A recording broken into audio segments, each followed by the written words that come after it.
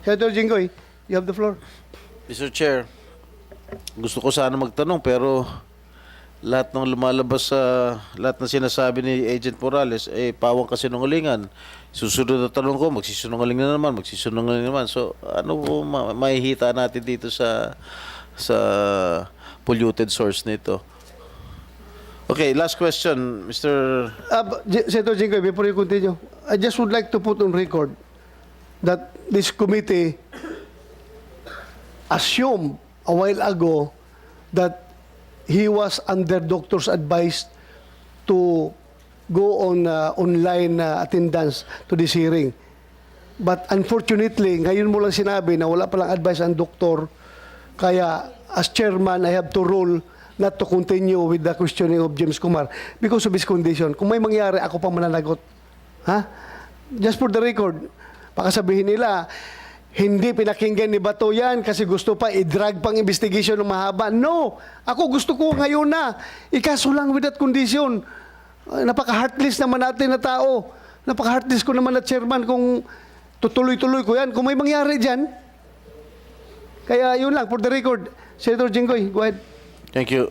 Last question, Ginong Morales, ha? Bibigyan na ulit kita. Yes, Mr. Chairman. You said you complied with all the requirements. Am I correct? What kind of compliance did you do? Lahat po, including po yung mga clearances, Your Honor.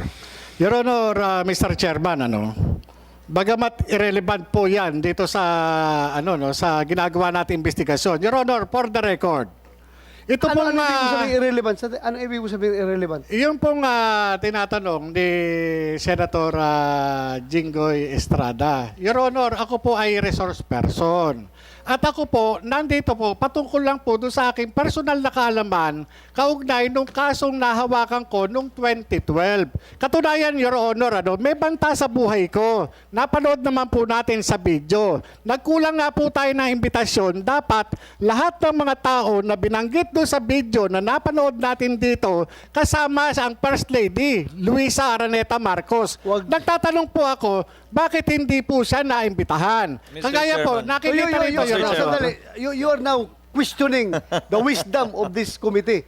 Kung gano'n ang line of thought mo. Mr. Chairman, Listen, Senator Chis, go ahead. Mr. Morales said repeatedly that he is only a resource person. As the chairman said, sir, hindi po nyo ito party, hindi po kayo at wala kayong karapatan mag-imbita ng kung sino gusto nyong imbitahin. Pangalawa po, tinatanong po kayo ni Senator Jinggoy ng tanong, ang sagot lang po naman, oo, hindi totoo, hindi po irrelevant, hindi po nyo kapasahan bilang resource person lamang.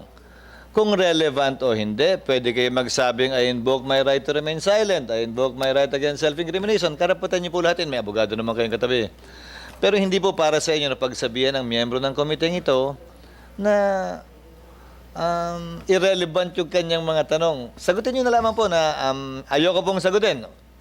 Ganun, tapos. Para hindi na po tayo magtagal masyado. Yes, that's true. Sinabi ni Senator Chis, you can invoke your right against self-incrimination if you don't want to answer the question. Kung ayaw mong sumagot, then bahala ka. Pero kung gusto mong sumagot, please give us the correct answer and the truthful answer. Yun lang ang pakiusap natin. Yes, Mr. Yes. Chairman. Thank you.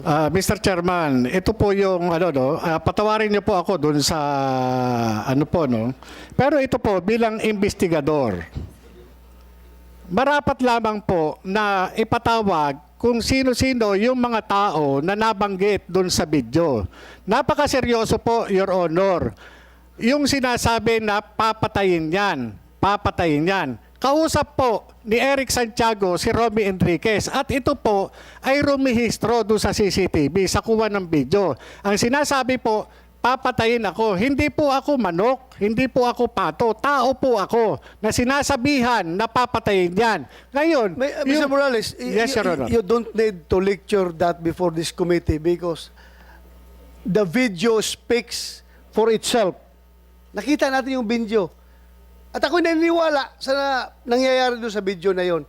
You even take the risk of being charged for violation of that Data Privacy Act sa ginagawa mong yan. But still, you continue presenting it to this committee because alam mong importante yan. Ako'y naniwala na importante. Ako'y naniwala, hindi ako nagpapabula. Kaya nga, kinuntem ko ito si Picoy Santiago dahil hindi ako nagpapabula sa kanya na yun ay katang-isip lang niya. Ang katang-isip na sinasabi niya is only an afterthought, palusot, dahil nga kitang-kita dito sa video na pinapakita mo. Mabuti yung klaro tayo dyan. Yes, thank you, Mr. Chairman. Kagaya po niyan, wala po sanang negotiation na gagawin kung wala pong... Please, na lang. You just answer the question of Senator Jinggoy. If you don't want to answer, tell him. Tell this committee that you don't want to answer. Please, Senator Jinggoy, please continue. Huwag ka muna mawala ng gana magtanong, Senator Jinggoy. Tuloy mo lang. Talagang nakakawalang gana pa rin kasi sinungalingan, Mr. Chair. But at any rate, Mr. Chair, kasi tinanong ko nga regarding the PDS, noong last hearing ko pa tinatanong sa kanya about his PDS, if he misrepresented himself, ang lagi niya sagot, no. Pero contrary to what is written sa kanyang PDS, sa kanyang personal data sheet. Ngayon, meron siyang sinasabing mga I complied, meron siyang compliance. Ano yung compliance na ginawa mo? Yun lang naman tinatanong ko. Your Honor, nasagot ko na po nung nakarang hearing, na-comply ko na po lahat ng hinihingi ng recruitment committee, kaya po nila ako tinanggap. Yun lang po, Your Honor, Mr. Chairman.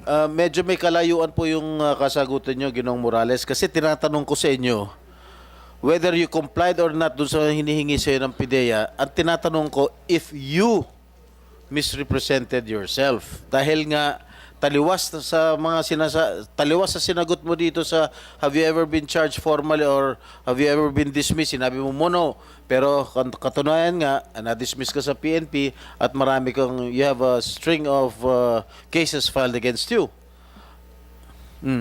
Your Honor, na-comply ko na po lahat. Ang recruitment committee po... Sandali lang ha. Sagutin mo tanong.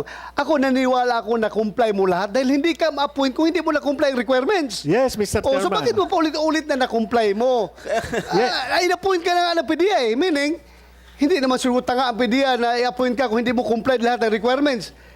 Ang tanong lang ni Senator Jinggoy about that PDEA is the truthfulness, yung denial mo na please answer the question. Wala naman. Focus on the question. Your Honor, wala pong denial. Sandali lang, Jonathan. Wala naman problema kung na-comply mo o hindi. That is beyond the point. Ang tinatanong ko, simple lang naman, did you misrepresent yourself sa PIDEA doon sa iyong personal data sheet? Yan lang naman tinatanong ko. Yes or no? Ang sinagot mo, no. Kanina, sinagot mo no. Am I correct? Yes, Your Honor. Pero the PDS says otherwise. Sino pa rin wala ko? Yung documentary evidence o yung kasagutan mo? Your Honor, may mga ano po dyan. Kaya nga po meron sinasabing na-comply. Kasi may mga hiningi po sa akin. Yun po yun. Yung sinasabi po nyo na yan, na-comply ko po yung mga lacking requirements na hiningi ng PIDEA. Yun po yun, Your Honor. Maliban dyan sa sinasabi nyo na yan, hindi ko na po alam.